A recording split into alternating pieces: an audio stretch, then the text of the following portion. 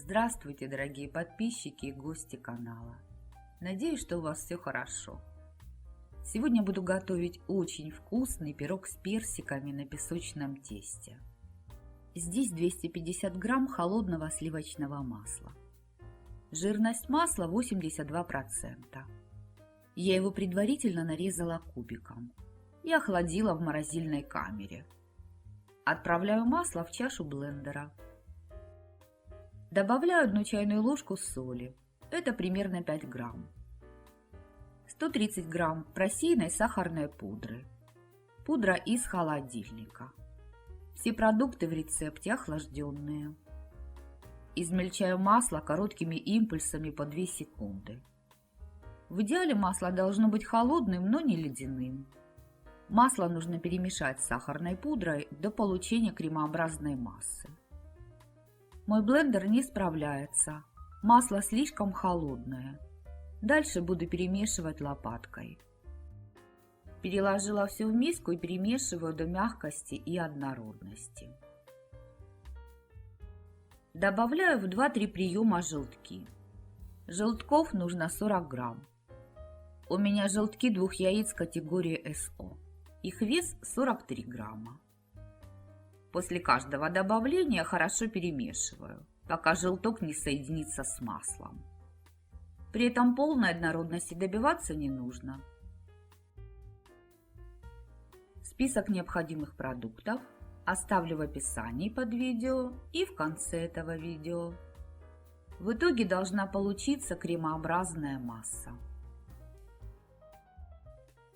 Добавляю частями 333 грамма просеянной охлажденной пшеничной муки. Моя мука сильная. В 100 граммах муки содержится 14 грамм белка. Перемешиваю лопаткой до объединения ингредиентов. Но полной однородности добиваться не нужно.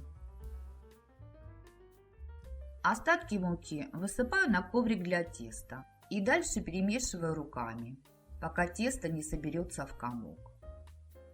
Если вам нравится это видео, то ставьте пальчик вверх и напишите свое мнение о рецепте. Поделитесь видео с друзьями, вы этим поможете развитию канала.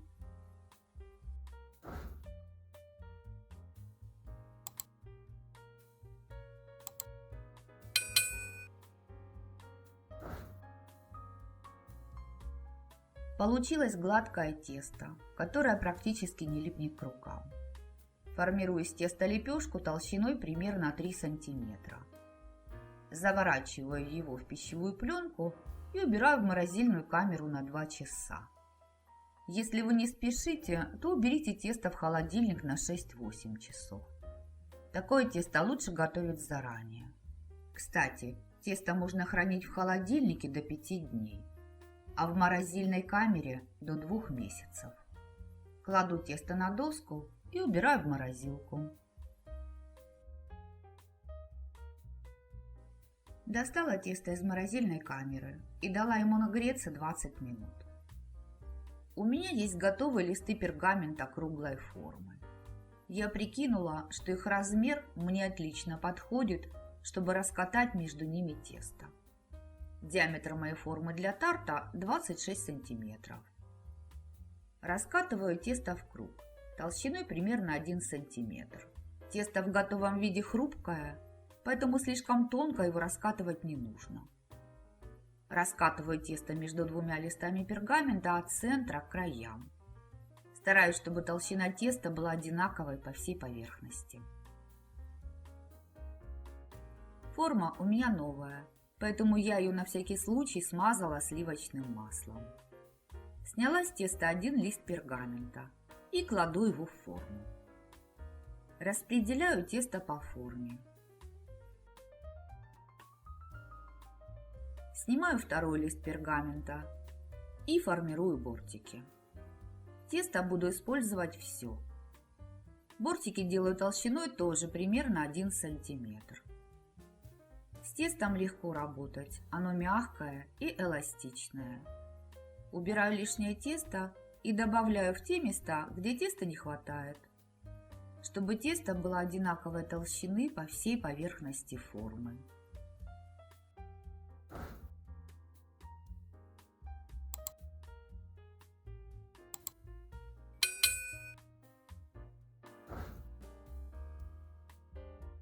Заполненную тестом форму отправляю в холодильник на 20 минут.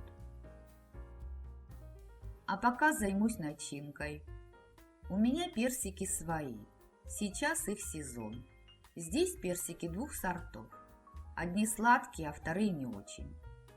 Удаляю косточки и нарезаю персики дольками. Персики использую твердые, не переспевшие. Естественно, персики я предварительно помыла. Я нарезала 5 персиков. Достала форму из холодильника и посыпаю тесто кукурузным крахмалом. У меня ушло примерно 2 столовые ложки. Распределяю крахмал по дну формы. И укладываю персики. Дольки персиков кладу плотно друг к другу вдоль обода формы. Заполняю форму от обода к центру. Сын сказал использовать все нарезанные персики, поэтому персики я уложила в 2 слоя. Посыпаю персики 2 столовыми ложками сахара. Сахар в духовке расплавится и образуется красивая карамельная корочка. Форму отправляю в заранее разогретую духовку при температуре 200 градусов. Выпекаю пирог в режиме вверх-вниз, примерно 30-35 минут, до золотистой корочки. Мой пирог выпекался 35 минут. Я немного отвлеклась и передержала пирог в духовке. Даю пирогу полностью остыть в форме. Сын попросил взбить сливки. Он любит есть клубнику со взбитыми сливками. И заодно украсить взбитыми сливками пирог. Венчики и стакан для взбивания охладила в морозильной камере. Я готовлю 2 порцию крема. В рецепте укажу в 2 раза меньше продуктов. Для украшения пирога этого будет более чем достаточно. Наливаю в стакан 300 мл охлажденных сливок жирностью 33%. Добавляю 2 столовые ложки просеянной сахарной пудры и взбиваю до пышности. Добавляю примерно 1 чайную ложку лимонного сока и продолжаю взбивать до пиков.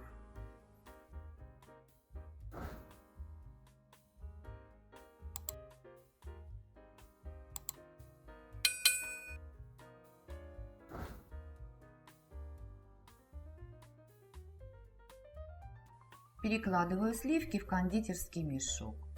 Насадка не нужна.